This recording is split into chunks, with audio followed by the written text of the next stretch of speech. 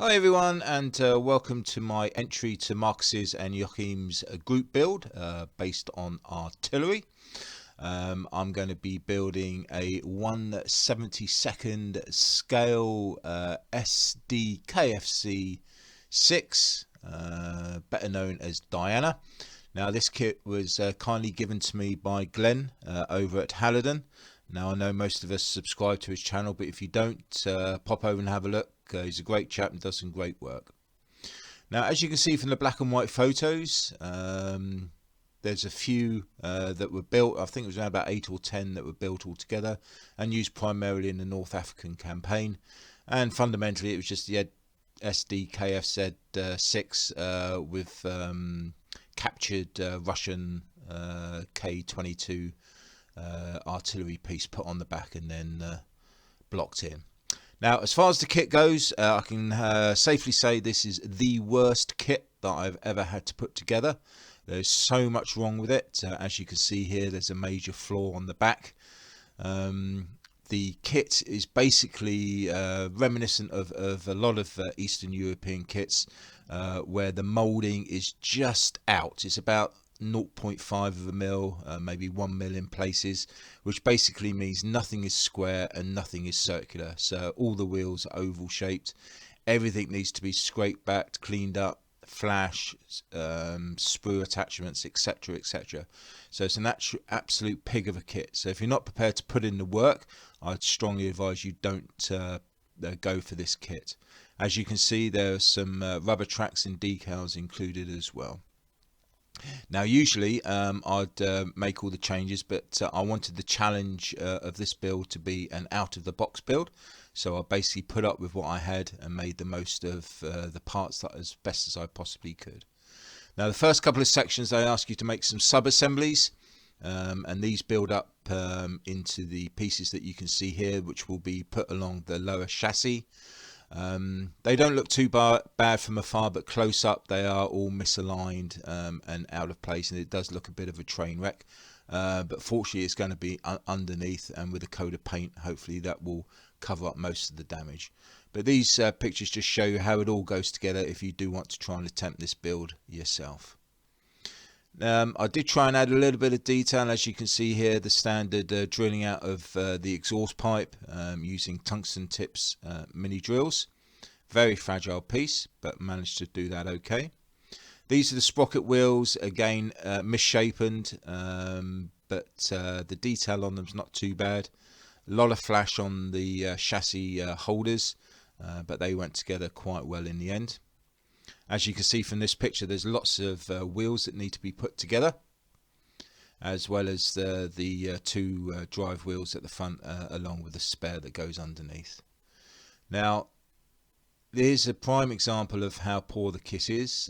These are the actual drive wheels at the front of the vehicle. The holes are misaligned, they're not in the center. One thing I will just warn you of, the spare has no detail on the hub, so make sure you pick the right parts when putting these wheels together. The actual tyres are shocking. Like I say, there's about a 1/2 mil rim around half of it, so it's a oval shaped wheel.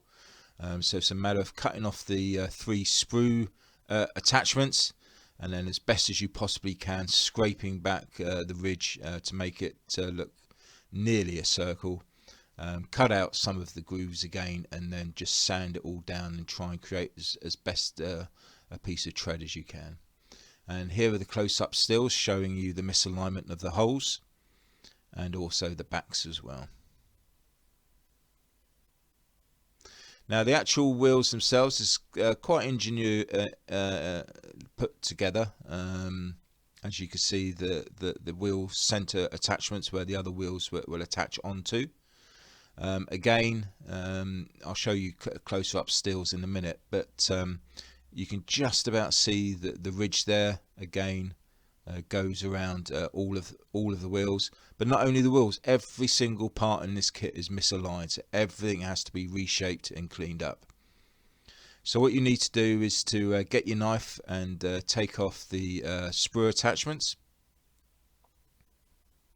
Try not to dig into the wheel itself, and then use a coarse stick to file down the ridges, and then buff it up with a smoother sanding stick. And then if you're feeling really brave, get your craft knife and just scrape around the outside tyre to give yourself a bit more depth, and also all of the interior holes needed to be cleaned out. So on the front it doesn't look too bad, but on the back it looks quite out of place. And then once done, just add a little bit of thin glue all the way around just to seal it all back in. And there's the close-up of those awful wheels. Obviously the one on the left's the one that's been cleaned up. And there we have all the wheels and the lower chassis done. Took a few hours to do. I would say it's rewarding, but it isn't, because if you look close up, they are misshapen and not lined up. Now, a better part of this kit was the rear part. After a bit of research, I found out that this is a newer addition to an older kit, so that's probably why the moulding and the fit was a little bit better. But this went together, no issues whatsoever. And as you can see, there's a nice little bit of detailing inside as well, with all of the handles and pipework and rivets. Now the bottom was a bit of a pig to put these boards on. So what I did was just to very lightly glue the main upright section first, and then once it had dried just a little bit, I just prised it open, as you can see here, very gently. Now these are two different parts, so make sure you get the right ones put on each side, and then getting the little, I suppose, floor plate, making sure the ridges are all lined up with the corresponding ridges on the bottom. Just very carefully slip it under where you've prised it open, and then again very carefully pull it shut again once it's all lined up, and then get your glue and just glue it all into place.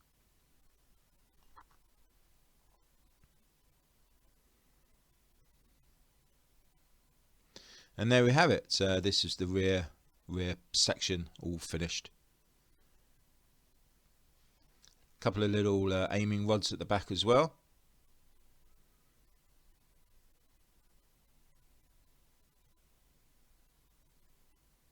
And there's a shovel on the side. And just nice detailing all round on this particular part of the build.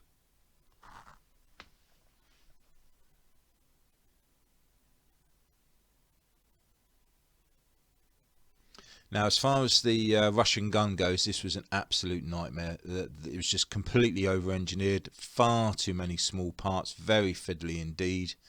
I've put it together as best as I possibly can, but because of all the misalignment, I mean, the barrel looks terrible, the wheels are awful. Fortunately, most of it's going to get hidden away inside. But this gives you an idea of all the microscopic pieces that had to be put together just to create one particular section. And again, this was the front part of the armament of the gun, with all of the little parts added to it. Now, if that wasn't bad enough, on the underside of the chassis there was a whole multitude of small items. The instructions aren't very clear on how to put this together, so I've put together some stills here for you if you are making this kit, just to give you an idea of where everything should go, because these parts were minute and they didn't fit particularly well. So don't leave any of this to dry overnight. Do all of this section all at once, because you may need to move things around.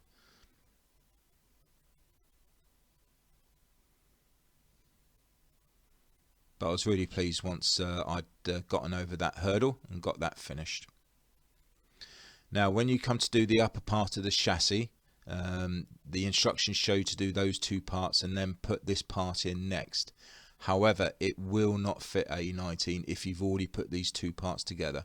So put A19 in first and then add on the two other parts. So there we have it. All of the model is now being put together. I've broken it down into the main constituents for ease of painting. I had to add a little bit of brass wire there because the actual handle itself just snapped. A lot of the small pieces are very brittle, so you do have to be very careful. Again, those had to be replaced because they were actually lost to the carpet monster.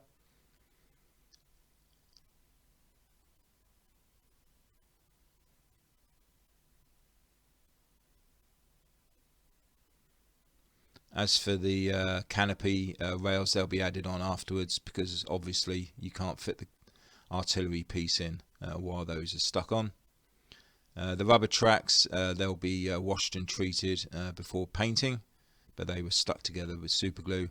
And then we have all of those lovely wheels that I just can't wait to paint up. So there we have it. An absolute nightmare of a build. The final look is very poor. So what I'm going to have to try and do is work my magic with the paints and oils and pigments and try and make it look a half decent kit. So thanks very much for popping in and having a look at this video. A big thank you to my subscribers. Appreciate all your continued support, and many thanks to Markus and to Joachim for setting up this group build. There's a lot of good builds out there, and if you want to join in, then just click on the links in my descriptions, and it'd be great to have you joining in the fun. So, happy modelling!